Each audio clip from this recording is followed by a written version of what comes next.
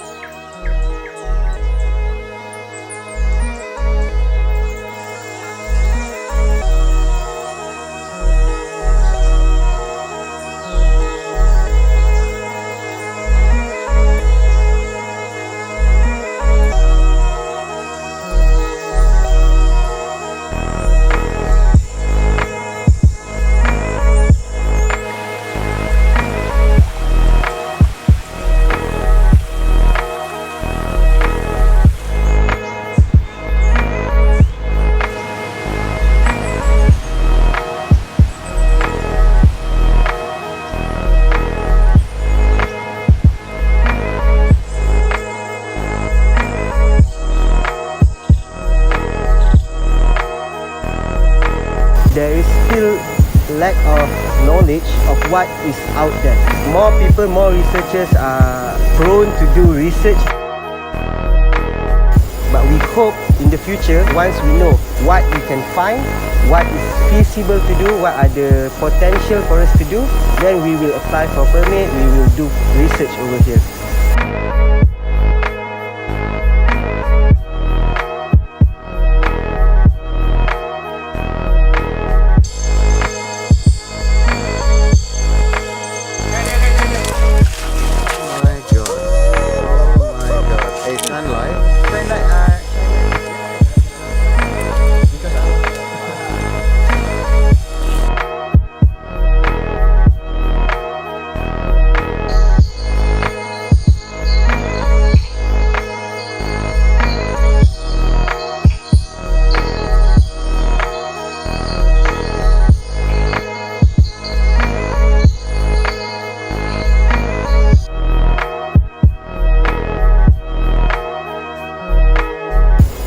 Hope in the future, once we know what we can find, what is feasible to do, what are the potential for us to do, then we will apply for permit, we will do research over here.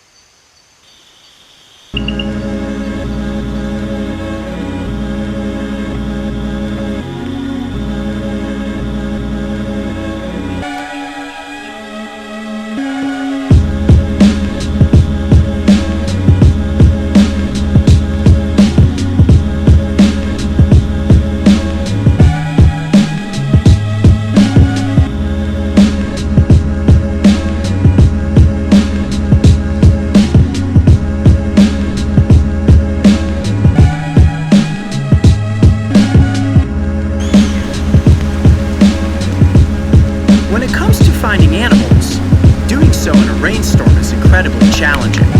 However, sometimes it's the flooding of the forest floor that can actually bring out the rarest of creatures.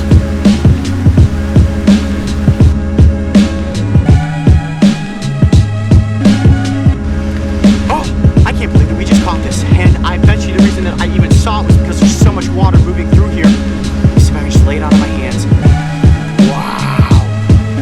That is one of the most bizarre animals you will ever come across in the rainforest.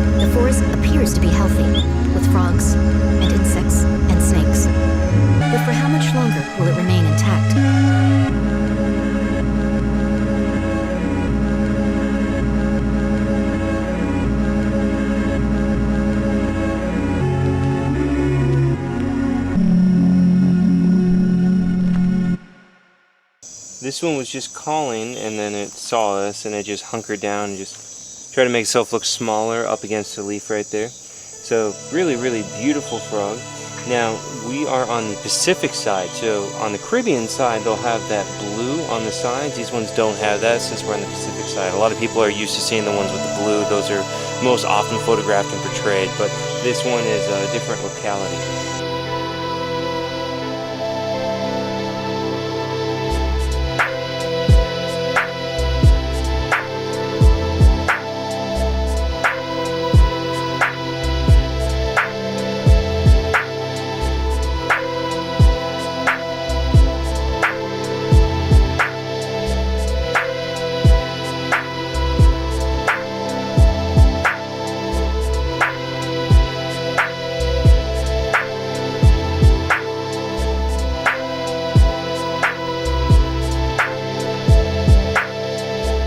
So what they try to do is put them on more flimsy leaves, just like birds. You ever see a bird nest on the end of a flimsy branch? You're like, why would he build it there? That's such a horrible place. Because it's hard to get to.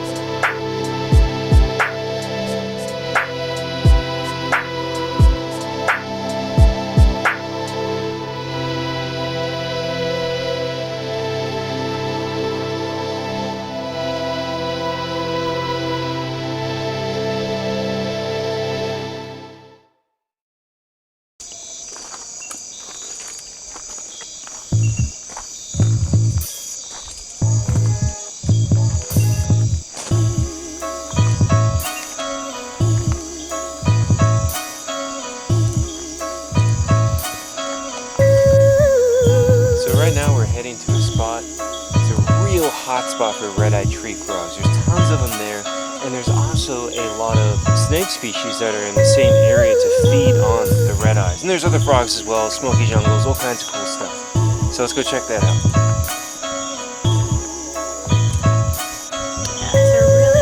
So take a look at these red-eyed tree frog eggs. You see the tadpoles starting to develop in there.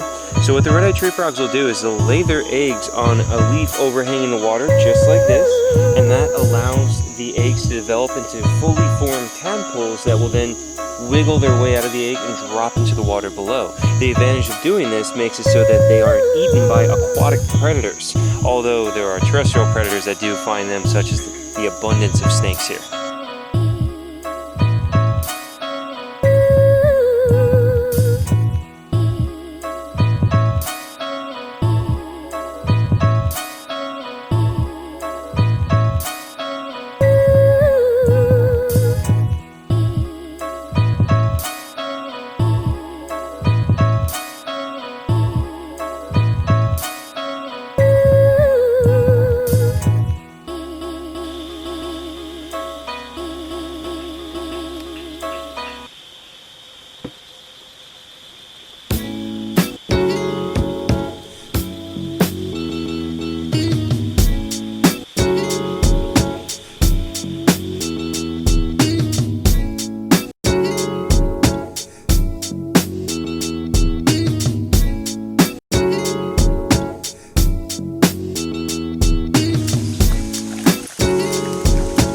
Dog and I are at our secret herping location, and this is my favorite spot to go field herping. It's like, oh man, I just love it. It's like a mature hardwood forest, and it has all kinds of really awesome plants and herps, of course. So it just rained, so maybe we'll find a few box turtles, or who knows what else. Whenever I come here, I'm always after red salamanders.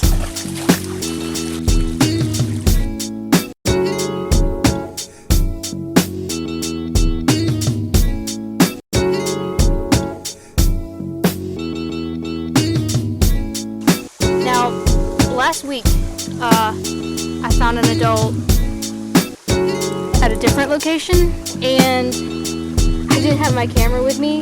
That seems to be my luck. Like, I always find the best stuff whenever I don't have my snake hook or whenever I don't have my camera with me. But, oh my goodness. Woo! That's so pretty. That was just incredible seeing him just like sitting on that rock. That, I will never forget that. That was just so awesome.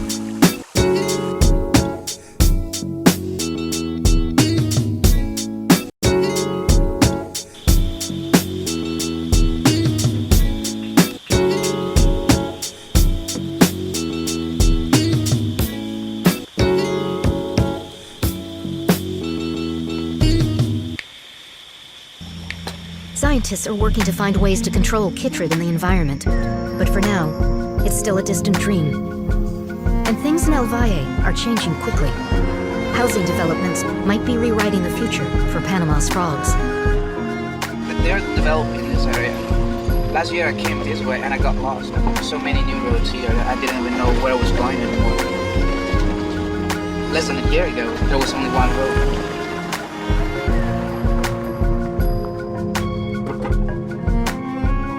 2 years ago, when we started the EVAC project, we came here and we collected some frogs from this particular place, and in less than a year, they cleared the whole thing. This is gonna be somebody's house. I feel just panic, because when I look up that way, there's a lot of forest, but the same thing that happened here can happen to that forest in less than a year. It doesn't matter how many safe, healthy frogs we have at the center. If habitat loss continues, where are we gonna put the frogs in the future if we figure out how to help them so they can fight their fungus in the wild? There's not gonna be a place for the frogs anymore.